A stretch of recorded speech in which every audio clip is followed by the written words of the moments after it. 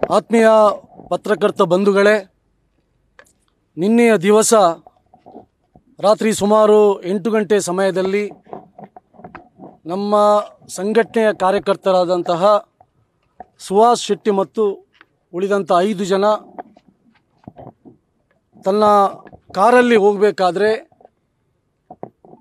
Jihadi Islamic ಭಯೋತ್ಪಾದಕ ಮುಸಲ್ಮಾನರು ಆ ವಾಹನವನ್ನು ಅಡ್ಡಕಟ್ಟಿ ಸುಹಾಸ್ ಎಂಬಂತಹ ಒಬ್ಬ ಹಿಂದೂ ಕಾರ್ಯಕರ್ತನನ್ನು ಹತ್ಯೆ ಮಾಡಿದ್ದಾರೆ. ಇದೊಂದು ಪ್ರೀ ಪ್ಲ್ಯಾಂಡ್ ಮರ್ಡರ್ ಮತ್ತು ಇದರ ಹಿಂದೆ ನಿಷೇಧಿತ ಇಸ್ಲಾಮಿಕ್ ಉಗ್ರವಾದಿ ಸಂಘಟನೆ PFIಯ ನೇರವಾದಂಥ ಕೈವಾಡ ಇದೆ. ಹಾಗಾಗಿ ಸುಹಾಸ್ ಶೆಟ್ಟಿಯ ಹತ್ಯೆಯನ್ನು ಇವತ್ತು ವಿಶ್ವ ಹಿಂದೂ ಪರಿಷತ್ ಮತ್ತು ಎಲ್ಲ ಹಿಂದೂ ಸಂಘಟನೆಗಳು ಭಾಳ ಬಲವಾಗಿ ಇದನ್ನು ಖಂಡಿಸುತ್ತದೆ.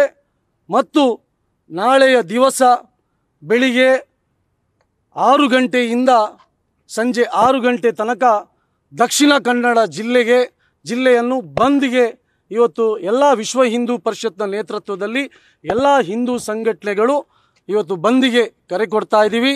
ಹಾಗಾಗಿ ಸಮಸ್ತ ದಕ್ಷಿಣ ಕನ್ನಡ ಜಿಲ್ಲೆಯ ಎಲ್ಲ ಹಿಂದೂ ಬಂಧುಗಳು ಒಬ್ಬ ಹಿಂದೂ ಕಾರ್ಯಕರ್ತನ ಹತ್ಯೆಯನ್ನು ಖಂಡಿಸಿ ಎಲ್ಲರೂ ಸ್ವಯಂ ಪ್ರೇರಿತವಾಗಿ ಅಂಗಡಿ ಮುಂಗಟ್ಟು ಆಫೀಸ್ಗಳು ಯಾವುದೆಲ್ಲ ಇದೆ ಎಲ್ಲವನ್ನು ಬಂದ್ ಮಾಡಿ ಈ ಹತ್ಯೆಯನ್ನು ವಿರೋಧ ಮಾಡಬೇಕು ಎಂಬುದನ್ನು ನಾನು ಈ ಪತ್ರಿಕೆ ಮುಖಾಂತರ ದಕ್ಷಿಣ ಕನ್ನಡ ಜಿಲ್ಲೆಯ ಎಲ್ಲ ಜನತೆಗೆ ನಾನು ಕರೆಯನ್ನು ಕೊಡ್ತಾ ಇದ್ದೇನೆ.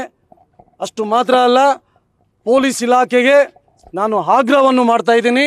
ಈಗಾಗಲೇ ಒಂದು ಸಾರ್ವಜನಿಕವಾಗಿ ಇವತ್ತು ಬಜ್ಪೆ ಎಂಬಂಥ ನಗರ ಭಾಗದಲ್ಲಿ ವಾಹನವನ್ನು ಅಡ್ಡಕಟ್ಟಿ ರಾಜಾರೋಷವಾಗಿ ಒಬ್ಬ ಹಿಂದೂ ಕಾರ್ಯಕರ್ತನನ್ನು ಹತ್ಯೆ ಮಾಡಿದ್ದಾರೆ.